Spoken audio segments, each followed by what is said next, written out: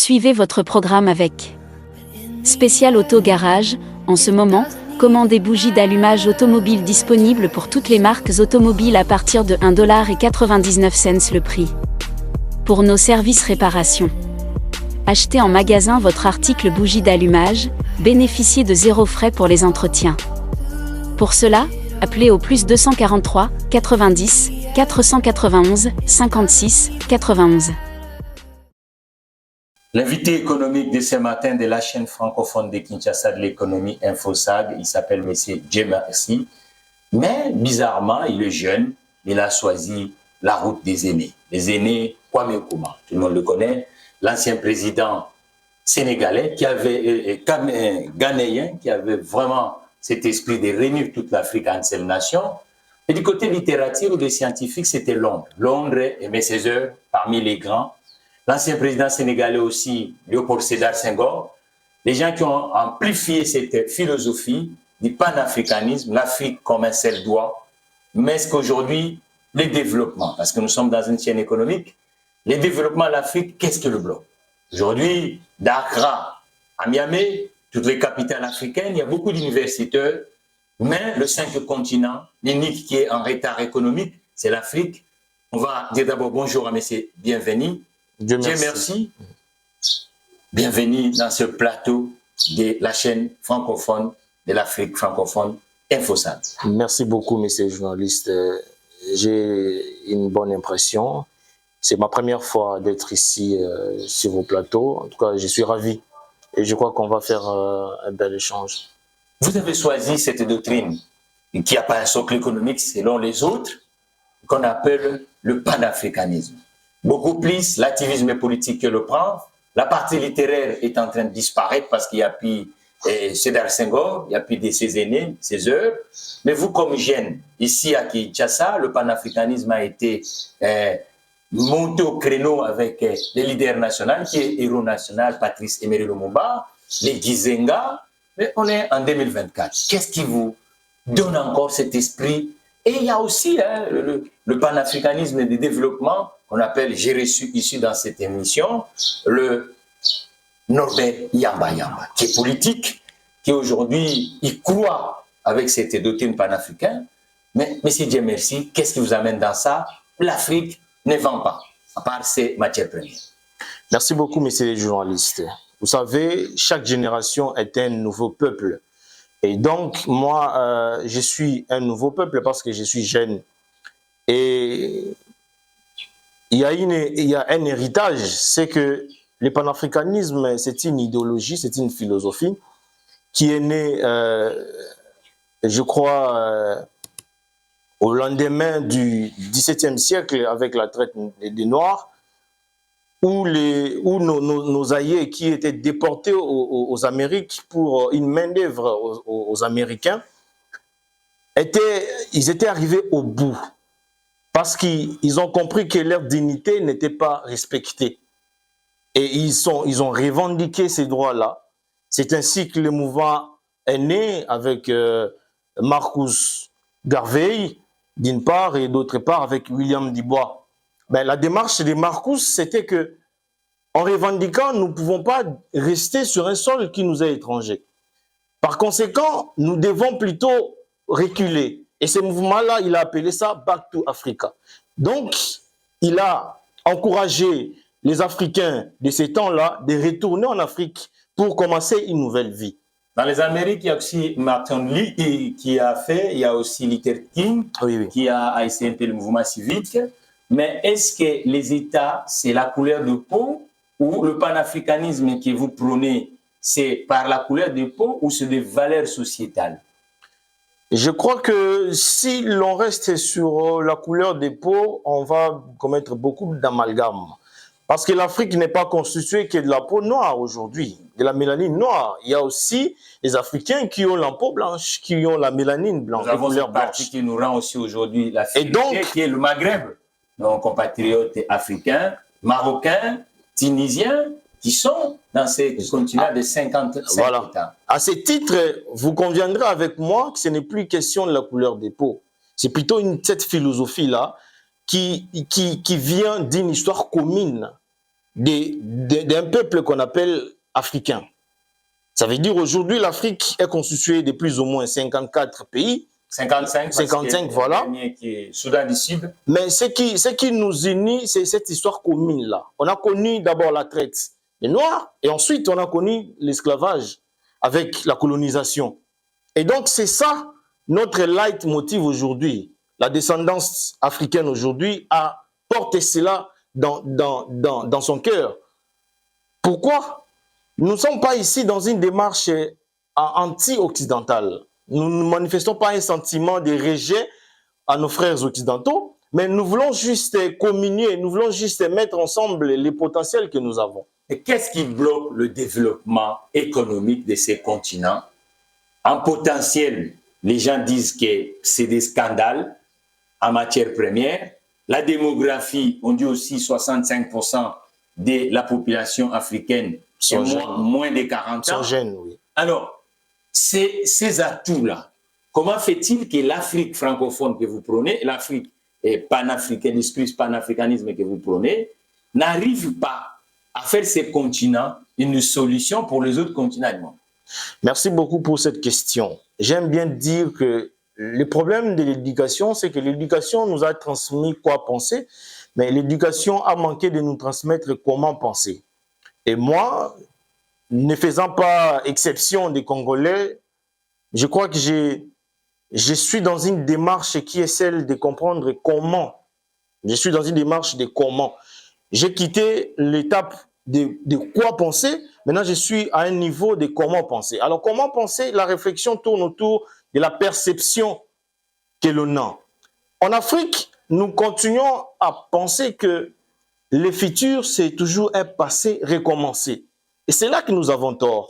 Et c'est là notre problème. Aussi longtemps qu'on aura la perception, une considération absurde, une considération un peu archaïque, parce que l'Africain veut toujours demeurer par le passé, alors que le développement auquel nous aspirons a des exigences. InfoSag lance sa campagne de recrutement pour l'année 2024. Offre d'emploi disponible du 8 avril au 20 du mois pour un niveau d'études supérieur tel que doctorat, licence et graduat. Tous, présentez-vous par mail ou sur nos adresses réseaux sociaux InfoSag pour un poste de reporter, journaliste reporter d'images, journaliste d'entreprise, reporter de guerre, grand reporter, rédacteur, assistant de rédaction, pigiste, community manager, cadreur, chroniqueur, présentateur, présentateur de flash, commentateur sportif, secrétaire de rédaction, chargé de communication, chef de rubrique et éditorialiste. Pour plus d'infos, contactez-nous au +243 90 49 15 691.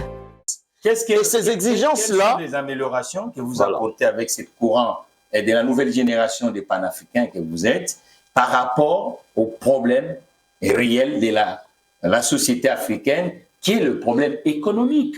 Parce que quand les Européens disent nous sommes Européens avec cette philosophie de l'Union européenne, nous voyons que ceux qui sont produits du côté des pays de Baltes, du côté de l'Espagne ou du Portugal, va traverser toute l'Europe. Donc, il y a cette coopération aussi économique. C'est-à-dire que la Banque européenne, en Afrique aussi, nous avons une Banque africaine de développement.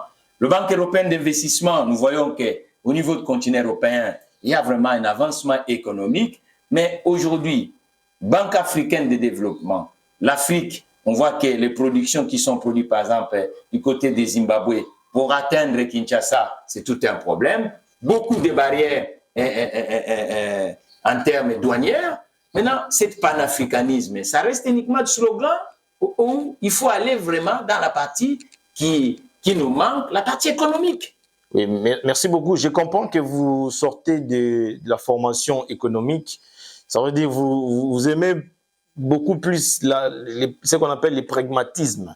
Mais avant d'y arriver, je crois qu'il faut poser d'abord les bases. Il faut qu'il y ait un pavé.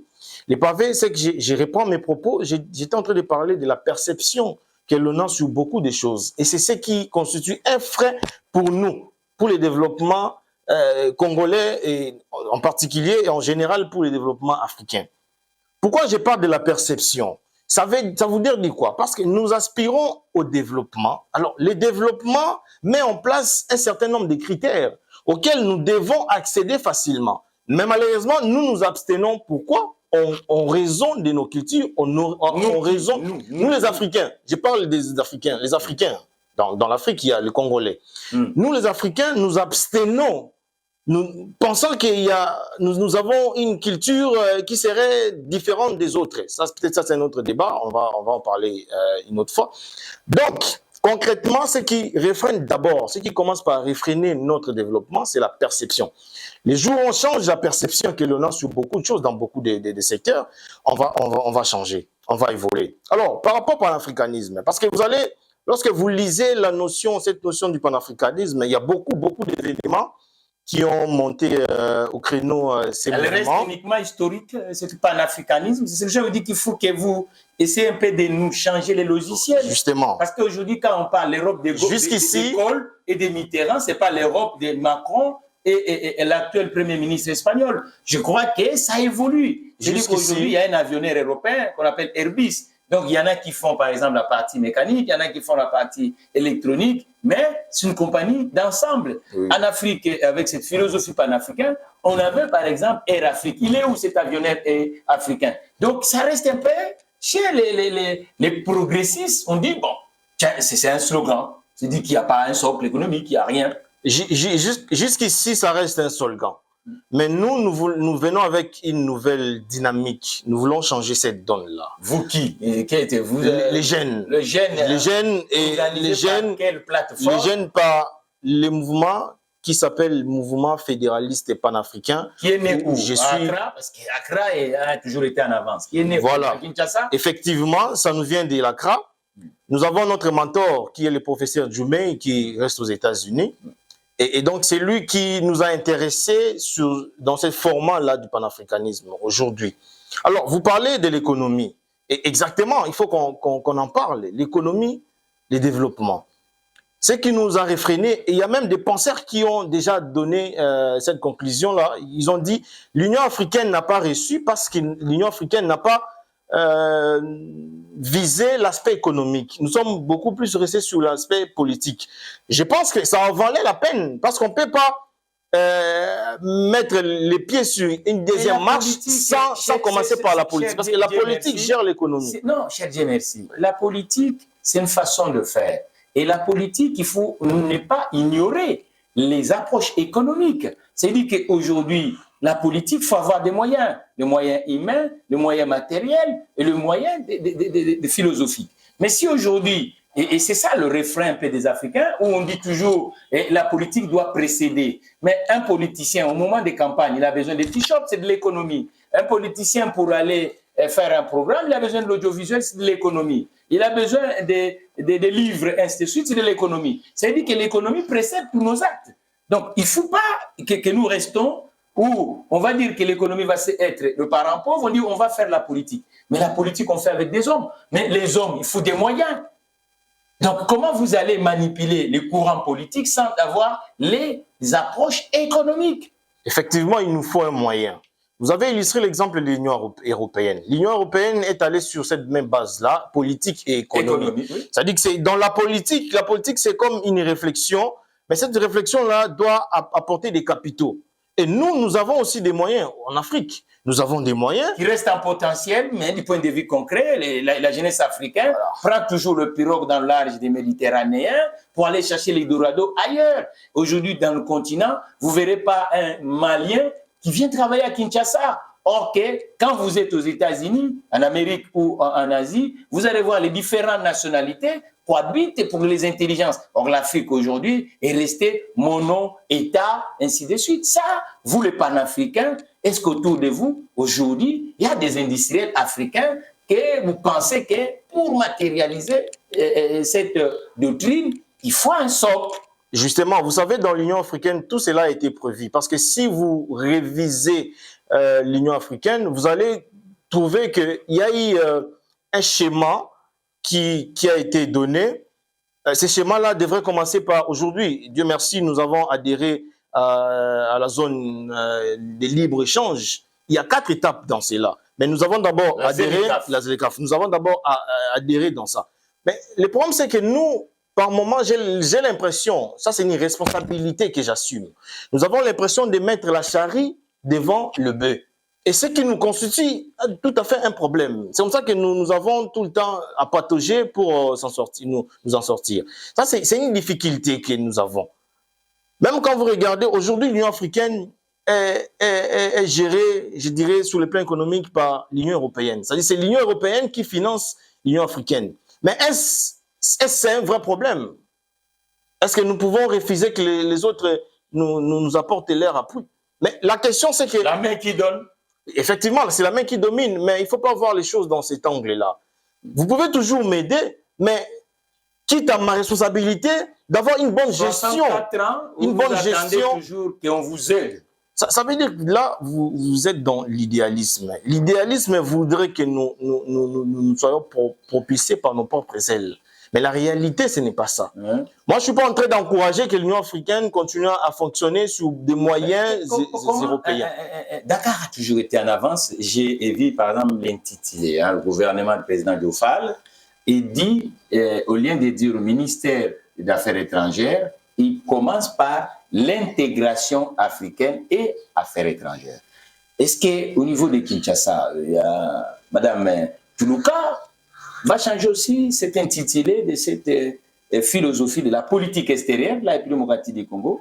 On voudrait bien, mais je crois que vous me ramenez sur notre terrain. Je pense que les choses chez nous sont fixées de manière correcte. Mais le problème, c'est notre façon de faire. Parce que lorsque vous voyez le voyage de Diofal, c'est avec le voisin, la Mauritanie. Ouais. Et les autres États africains, quand un monarque arrive, tiens, il va aller de l'autre côté. Bon, là, moi, je ne vois pas vraiment un problème dans ça, parce que je suis libre d'effectuer un voyage dans un pays de choix, et lui, il a commencé par une tournée africaine. Tant mieux. Mais vous prônez le panafricanisme. Mais justement, c'est là qu'on ne se comprend pas. Le panafricanisme ne veut pas dire un sentiment d'expulsion du voisin. Non, mais ça ne veut pas dire qu'il faut d'abord la charité bien ordonnée. Aujourd'hui, quand vous allez, par exemple, au niveau du continent européen, avec les crises, parce que l'économie, c'est tenir aussi compte de la géostratégie du monde. Oui. Nous voyons aujourd'hui qu'il y a un courant, à part les populistes, qu'on appelle en Europe aujourd'hui, aux États-Unis, on voit que les politiques sont réalistes. Moi, par exemple, le ministre français de l'économie et des finances, Bruno Le Maire, qui dit voilà, tout le marché public à travers l'Europe, on doit commencer d'abord par la charité européenne, nation européenne. Donc aujourd'hui, la tournée de Diomi, c'est automatiquement une tournée. Oui, il y a des approches économiques parce qu'il y a par exemple, il y a un problème de travail au Sénégal, c'est comme au Congo. Oui. C'est-à-dire que les pêcheurs sénégalais, il faut des négociations avec l'État voisin pour que dans large Mauritanie et que les pêcheurs sénégalais puissent aller pêcher calmement. Je crois qu'il faut aussi que nous puissions prendre un peu ce qui s'est fait du côté de l'Europe et des États-Unis. Vous voyez que ces gens-là, ils comprennent facilement. Ils sont en avance à chaque fois parce qu'il faut que nous soyons en avance. Il faut qu'on anticipe. Parce qu'un produit excusez-moi, l'axis, qui quitte d'un coin un peu lointain, vous devez savoir que l'une des grandes, vous les panafricains, les vrais problèmes du 21e siècle africain, c'est l'occupation de l'homme africain. Or, au niveau interafricain, il faut que ça ne soit pas uniquement des échanges purement politiciens ou littératifs, mais il faut que ça soit aussi les approches de ce panafricanisme économique. Justement, c'est pas un vieux mot. Je crois que nous sommes dans cette démarche-là, parce que je vous ai parlé de la zone de libre-échange. C'est l'un des piliers aussi politiques ou économiques qui a été prévu dans l'organisation africaine. Donc, pour l'aspect économique, moi, je crois que Diomi, avec sa tournée, c'est une bonne chose, mais nous avons besoin du résultat. Et effectivement, il est fait aussi parce que c'est un panafricaniste d'abord. C'est panafricain, c'est panafricaniste. Il est fait en raison de cette unité-là. C'est vrai, nous devons être en commun, mais nous devons aller dans les concrets comme vous-même vous le souhaitez. Parce que aussi longtemps qu'il y a une zone de libre-échange, pourquoi on a adhéré à cette zone? C'est parce que les implications qui s'y retrouvent sont des implications purement économiques. Par exemple, il faut qu'il y ait élimination de la barrière, de la douane. ou soit qu'il y ait certaines exonérations. Mais le problème, ce n'est pas des exonérations. Le problème, c'est l'activité économique. Parce que nous avons une production assez ratable, nous avons une production assez forte comme celle de l'Union européenne. Et vous les pensez, comment? C'est ainsi que nous pensons, mais avant d'y arriver, ne faisons pas cette cacophonie. Avant d'y arriver, nous devons d'abord planifier sur le plan politique. Et c'est comme ça que nous, les mouvements fédéralistes et panafricains, nous sommes à l'étape d'identification. Nous voulons d'abord que les gens adhèrent à la vision, que nous comprenions que le panafricanisme n'est pas il faut du prototype. Anti-racial. Il faut le prototype, cher Dieu merci. Ça veut dire que nous sommes en plein 21e siècle. Beaucoup de choses qu'on faisait en 1960, on peut plus le faire aujourd'hui, en 2024. Exactement que vous le compreniez. Il y a bon nombre des Africains, des Congolais ne comprennent pas ça. Je crois que vous, en tant qu'idéaliste, et en tant que les gens qui prônent un peu une vision d'ensemble sur les biens communs d'Africains, je crois qu'il faut le prototype. Commencer par des secteurs, par exemple, le secteur de l'agriculture aujourd'hui. Oui. L'agriculture, il y a une politique européenne de l'agriculture européenne. Est-ce qu'il y a une politique agricole africaine? Ça n'existe pas. Ça existe. Ça existe sur le plan de la littérature, vous-même, vous venez de le dire. Voilà. Sur le plan de la littérature, mais il reste une concrétisation. Alors nous sommes dans cette démarche-là. Petit à petit, on y arrivera. Vous donnez combien de temps, Maxi, parce que concrètement, aujourd'hui, vous commencez, c'est philosophie, mais horizon 2035, ça peut donner quoi? Par exemple, aujourd'hui, l'Afrique exporte tout ce qu'il consomme. Oui. Et vous, avec votre philosophie, horizon 2035, vous allez réduire les importations à l'auteur de combien de pourcents? Vous savez, le problème de l'économie, c'est ça. Vous êtes économiste. C'est un domaine,